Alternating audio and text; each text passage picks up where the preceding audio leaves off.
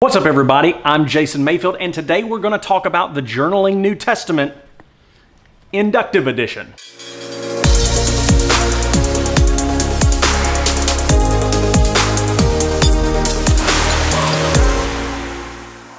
Today we've got another cool Bible from Crossway. I do want to give a shout out to Winnie Spencer, who sent this to me as a gift. I really appreciate that, Winnie. Thank you so much. This is a super cool Bible. I'm going to give you some thoughts on it. I'm also going to tell you how I'm going to be using it, but I did something kind of silly. I put this on the schedule to do this Bible review. I'm actually going to film another Bible review as well, but I just upgraded my secondary camera and I sold it.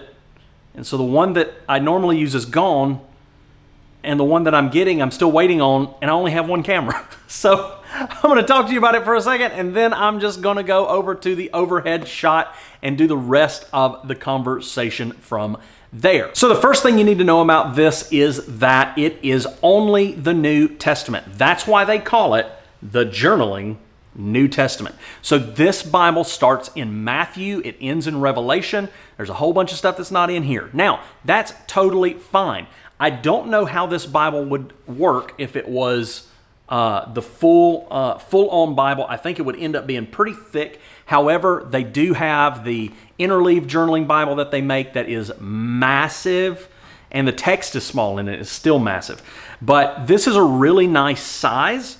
It's about the same, I would say it's about the same width as like a Cambridge, maybe a little bit smaller, but it's about the same thickness as a thin line Bible from Crossway, which you guys know I really like the thin line. And so this is a really cool Bible. Let me show you some stuff on the inside here. Before we get into this and write in it, I want to point out a couple of things about this Bible that you may want to know. First of all, the paper on the inside is kind of a cream colored paper similar to their other journaling Bible, so it's not a stark white paper. It's about the same thickness, I mentioned this before, as the thin line Bible. In terms of layout, it's just important for you to know that there is no concordance.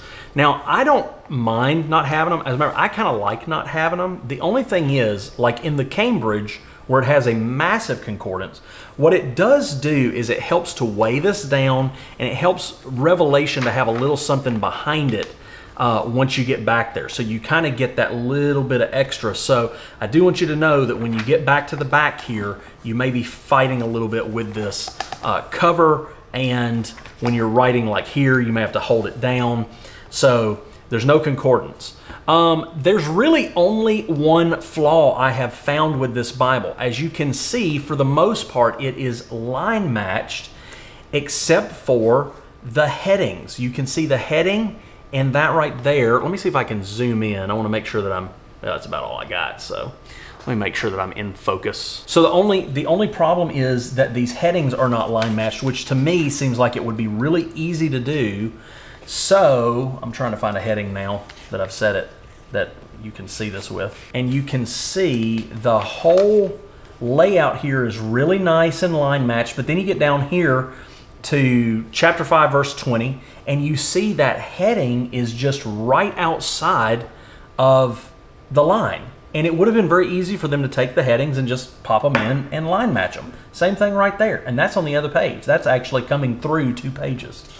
So, which tells me this is pretty thin paper. I mean, you're not expecting it to be super thick, but so yeah, that's the only thing I don't like. Why wouldn't you line match the headings? Because now you just got these little random headings that are just popping below your text. It just makes no sense. So what we need to do is we need to put some pins on this. So let's go to Romans chapter 1.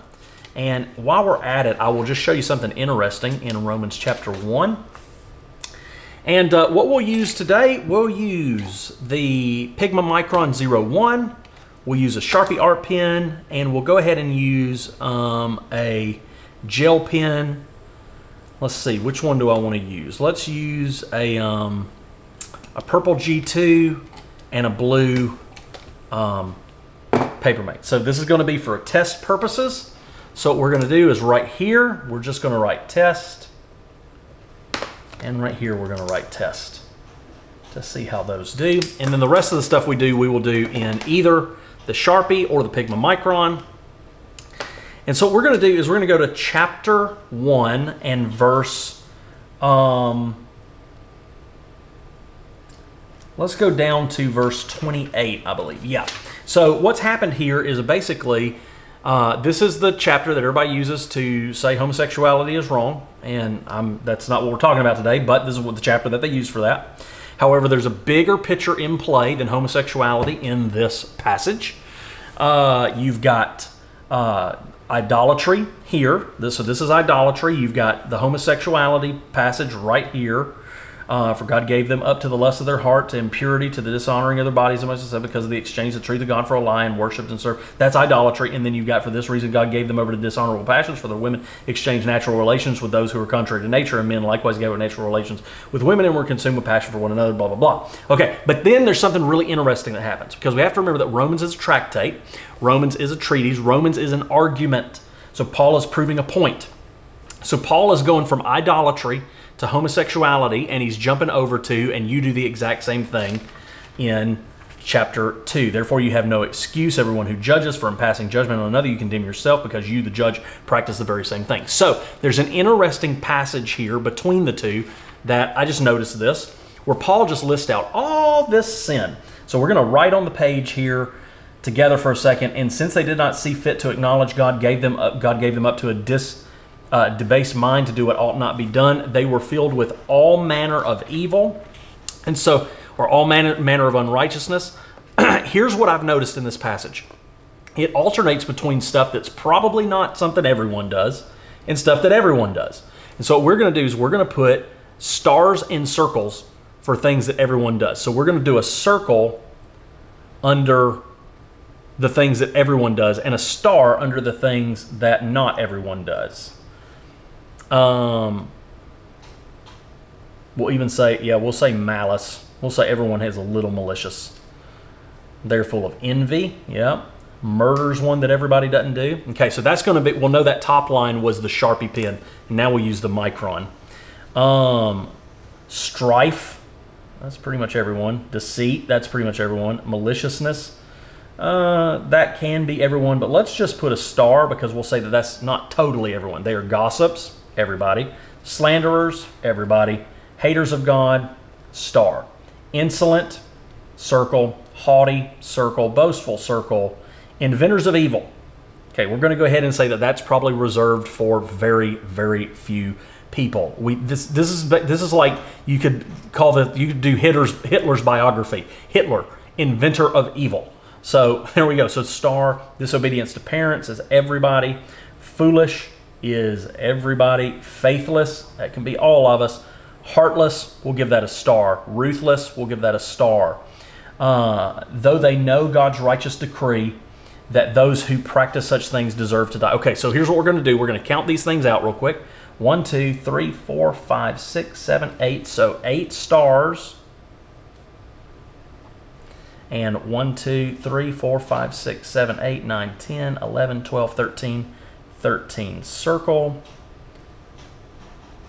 Everyone. Rare. Okay? And so now we're just going to look and see how this looks on the page. So we can see the gel pens came through. There's a little dot of bleed on the Ink Joy. Just a very little dot, but not bad. And then on this side, we will look and see no bleeds, definitely major ghosting, but no worse than was actually on the page already. So I say the paper's pretty good and pretty awesome. I'm just gonna, I'll take that. Let's even date that. Why not? I've never done that before. What's today? Today, the day I'm filming this is 09/21/18. And we tested it. So cool. So you could use this as a workbook, and very neat. I'm pretty happy with that. So it lays nice and flat. Got enough margin on the side if you want to write notes on the side. You can write in between, not a little bit at the bottom, not much at the top, but you definitely could get in the text and get in the margin. So I think this is really cool. This will make a great workbook. And right there, from Winnie Spencer. Thanks so much, Winnie. Appreciate this Bible from you. Mega shout out. Probably going to use it the way I would encourage you to use it. Granted, I don't do any inductive study, so if it's an inductive Bible study, maybe this is the best Bible for it. Maybe that's why they call it the inductive edition. I don't know. However, to me, this is probably going to be best used as a workbook that I use before I get into writing a note down in my journaling Bible. So if I'm working through some technical stuff, I'll probably work the technical stuff out in here and then go put it in my nicer premium Bible or my more long-term Bible that I always want to make sure that I have stuff kind of laid out well. So this will make a great workbook, especially when working between the connections with words, dealing with the original language of words. This is going to be a super cool Bible, and I highly recommend it if you want something that is an alternative to your main Bible that you use to write and journal in. So, if you like this video, make sure that you like, you comment, and you subscribe. Until next time, I'm praying that you continue to experience grace for life through Jesus Christ. See you later.